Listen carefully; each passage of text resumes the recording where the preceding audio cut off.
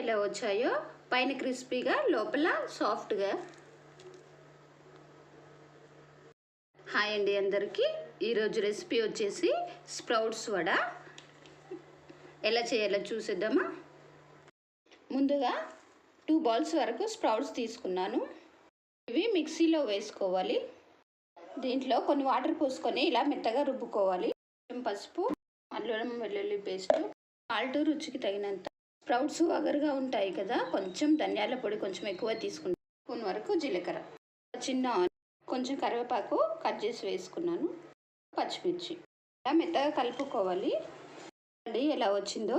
ఒకవేళ మీకు క్రంచీగా కావాలంటే 2 స్పూన్స్ వరకు బియ్యం పిండి వేసుకోవచ్చు.